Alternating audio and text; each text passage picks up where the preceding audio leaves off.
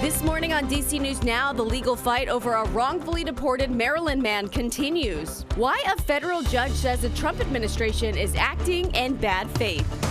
A beautiful day ahead with sunshine and 70s. Meteorologist Jackie Layer is tracking the next chance for rain, holding off until the end of the week.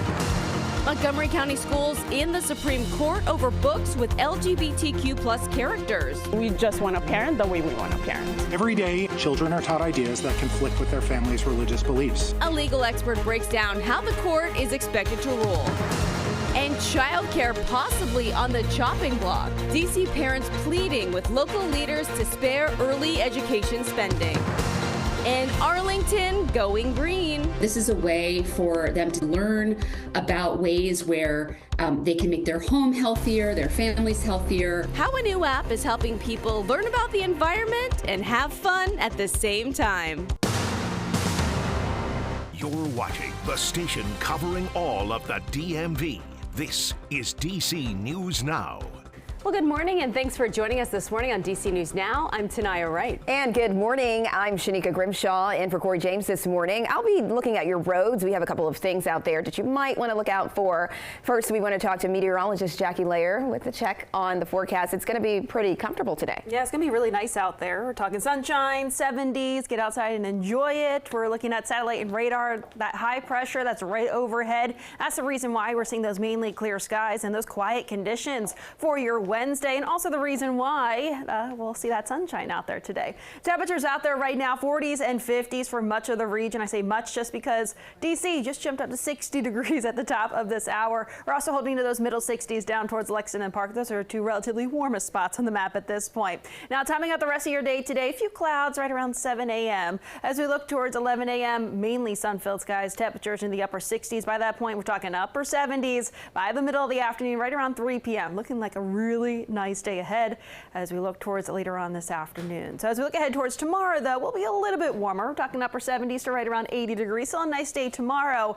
Friday, more clouds will be sliding in, and then we do see a chance for some showers or even a few rumbles of thunder later in the day. More details and the timing of that coming up in just a few minutes. But with the latest timing on those roadways, Shanika, what are you seeing out there this morning? All right, Jackie. Well, I'm looking at BW Parkway right now, heading both north and southbound right near 202. You are seeing movement, but once you cross over the line to get into the district, you will see delays. It's pretty slow. It almost looks like there could be a crash, maybe a vehicle in the middle of the roadway right now, because I'm seeing really heavy delays only at the 6 o'clock hour. Again, this is over the Anacostia Freeway past Kenilworth Avenue, Eastern Avenue, Benning Road, right in that area there. 695 in Southeast heading northbound. That's also going to be very slow in that area. Heading over to Northern Virginia, we have a vehicle fire. That's off of Richmond Highway and Furnace Road. I'm not seeing any delays there, but watch for crews if they're still unseen. On the northeast side of things, Sargent Road near 13th Street, there is a crash. So overall, you are seeing the big loop here, the Capitol Beltway. You're looking good through the top side, lower side throughout Maryland and Virginia. All right, thank you, Shanika. New this morning, a Maryland man is facing charges for impersonating a police officer. State police arrested Antonio Cole on Sunday after a traffic stop in Bowie. Now, during that stop, police say they found law enforcement gear in his car, including pepper spray, a BB gun, and fake police badge. Now, they say Cole told them he was a security guard. We are told he has been released on bail. And in the district, a special police officer faces charges accused of pointing a gun at a grocery store employee in Northwest. Investigators say Rayford Bush is a security guard at the Safeway on Wisconsin Avenue. They say Saturday he got into an argument with the worker and pulled out a gun as she was trying to walk away. Investigators say he continued to threaten her several times, but no one was physically hurt. And this morning, an update to a deadly construction accident in Fairfax County. Police and EMS crews on scene in Oakton last night. We don't know exactly what happened, but we've learned a woman was pronounced dead and a man was taken to the hospital with life-threatening injuries. We'll bring you new details as we learn more. And happening today, Erin Stratman, a former nurse accused of abusing multiple babies in her care, will be back in court. Now, she worked in the hospital's neonatal intensive care unit at Henrico Doctors Hospital in Richmond. She is charged with abusing 5 infants during her time there. Today's court appearance will be to discuss the additional charges. Her trial is set to start next February. And the case of religious freedom in Maryland classrooms going all the way to the Supreme Court. Yeah, parent advocates saying their students shouldn't have to read LGBTQ plus books in schools, citing religious freedoms. DC News Now's Daniel Hamburg spoke to a lawyer at Georgetown Law about the merits of this case. At the core of the issue are 5 books with LGBTQ characters currently in the curriculum for elementary schools in Montgomery County. Some parents want to opt their kids out of the lessons for religious reasons. Respect our choices as parents. And this is not about hate or discrimination. We just want to parent the way we want to parent. During oral arguments Tuesday, the conservative justices seemed to side with the parents wanting an opt-out option. You're not seeking to prohibit instruction in the classroom. You're just seeking not to be forced to participate in that instruction. That's correct. While liberal justices questioned where the line should be drawn, Alan Schoenfeld arguing for MCPS. Every day in public elementary school classrooms across the country, children are taught ideas that conflict with their family's religious beliefs. But learning about them is not a legally cognizable burden on free exercise. Georgetown law professor Stephanie Barclay says after listening to arguments, the court is likely to rule in favor of religious freedom concerns. There's already precedent on the books that makes clear that the court is concerned about parents being forced to put children in a situation that will violate the religious beliefs of the parents and the children. And the Supreme Court could just affirm that precedent in order to rule for the parents in this case. And a ruling in this case is not expected until June. And we're following the latest developments in the case of Kilmar Abrego Garcia, the Maryland man who's been stuck in El Salvador since March after he was wrongfully deported by the Trump administration. Yeah, the federal judge in the case now dialing up the pressure against the Trump administration. We want to get right now to our Candace Cole, who is live outside of the courthouse in Greenbelt, where these hearings have been taking place. Candace, good morning. Good morning. The Trump administration has just about 12 hours to furnish information about what they've been doing to get Kilmar Abrego Garcia back here to Maryland to reunite with his family. On Tuesday, federal district court judge Paul Azenis accused the Trump administration of obstructing the legal process and acting in bad faith by refusing to comply with discovery orders.